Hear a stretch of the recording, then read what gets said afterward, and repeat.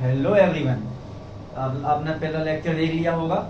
उसमें solution of higher order की differential equation बताई गई थी। उसमें दो पार्ट निकालने थे आपको, सी एफ और पी आई। अभी आपको 5 मिनट में मैं सी एफ निकालना सिखा रहा हूँ।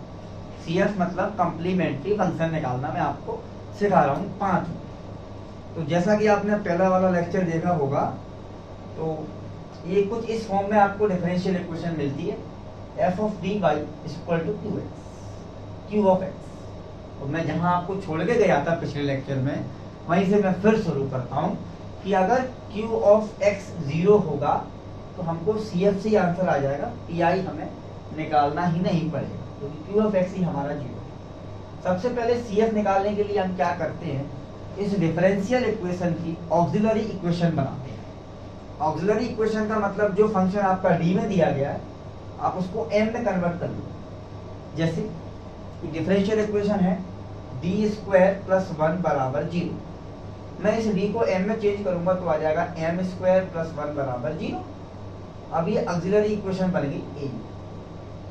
एम डी के जी से एम में चले आए, है ना। अब 1 को वहां ले जाऊंगा तो एम स्क्वायर बराबर -1 और एम बराबर अंडर रूट में -1 प्लस माइनस। आप जानते हैं अगर रूट में माइनस आता है तो प्लस माइनस आयोटा आ गया। आयोटा आयोटा आ गया। मुझे एम की यहाँ दो वैल्यू मिल गई, एक कौन सी, प्लस की आयोटा और एक माइनस की आयोटा। तो डी से एम में कन्वर्ट हो जाए सबसे पहले आप। और जब ऑक्सिलरी इक्वेशन बन जाए तो क्यू ऑफ एक्स जो भी बना रहे उसको 0 कहते हैं।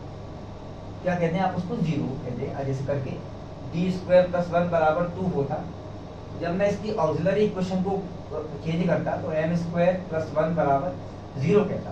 यहाँ कुछ भी बना, ये रूल है सी एफ निकालने का, कम्प्लीमेंट्री फैक्टर निकालने का। तो सबसे पहले आप डी से एम में आइए और पूरी इक्वेशन को जो है वो 0 के बराबर रख दीजिए।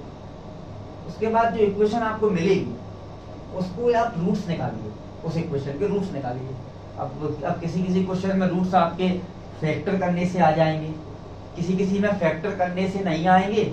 आपको दराचार वाला फॉर्मूला लगाना पड़ेगा, ये वाला फॉर्मूला, x बराबर minus B plus minus under root B square minus 4ac upon 2। मतलब कहने का ये है रूट्स आने चाहिए, कैसे भी आए रूट्स सबसे पहले आप निकाल लीजिए। अब वो जो रूट्स आए हैं आपके पास, वो 4 प्रकार के रूट्स आ सकते हैं।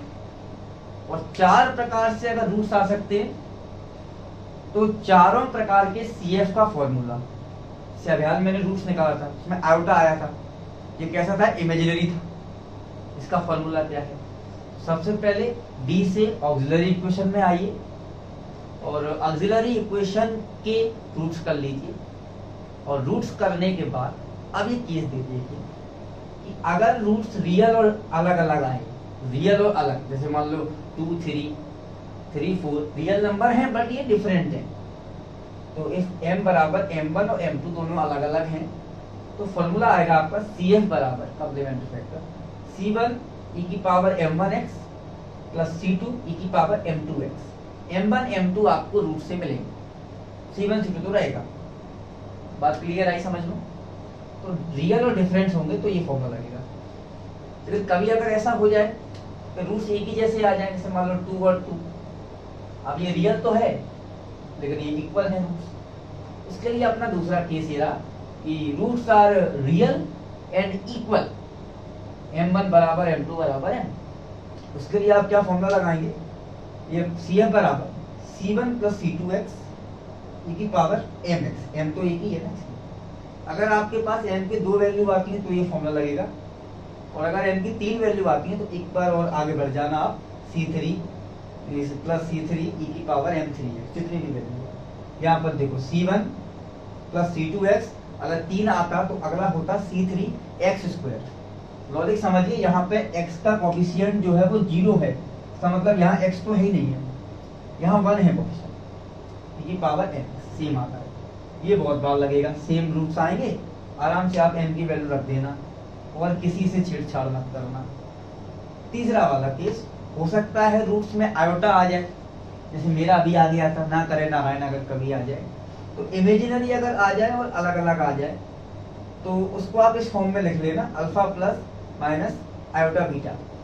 ये धराचार लगाने से ही आ सकता है। ये आप सब जानते हैं धराचार फॉर्मूले में यहाँ माइनस है ना, तो रूट तो माइनस का कभी कभी आ सकता है।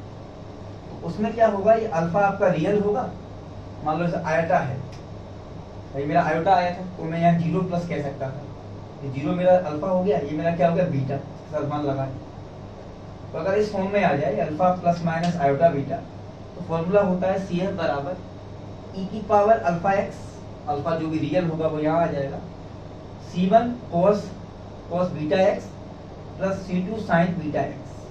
जो बीटा है ये आपका इमेजिनरी पार्ट है और ये आपका रियल पार्ट है। चौथा केस, इमेजिनरी हो और इक्वल हो, देखो 2 बार लिख दिया मैंने, तो आपका क्या इंक्रीज हो जाएगा, ये सेम रहेगा e की पावर अल्फा एक्स, और C1 नहीं आएगा, अब आएगा C1 प्लस C2 एक्स, यहाँ वाला C1 cos beta x plus आगे बढ़िए C3 plus C4 x sine beta x. इन चारों मेथड से आप किसी भी ऑक्सिलरी इक्वेशन का कॉम्प्लीमेंट्री फंक्शन फाइंड आउट कर सकते, निकाल सकते। कभी कभी ऐसा भी होगा CF निकालने से ही आंसर आ जाएगा, लेकिन ऐसा हर बार नहीं होगा।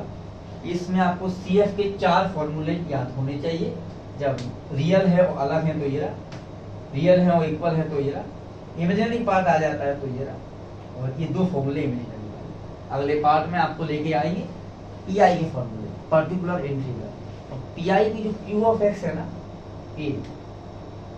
ये 6 तरीके से आ सकता है, 6 टाइप्स, और 6 टाइप्स के अलग अलग फॉर्मूले होते हैं।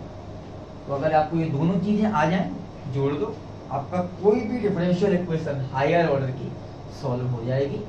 अगले पार्ट में आपसे PI के बारे में बात करेंगे, पर्टिकुलर इंटीग्रल।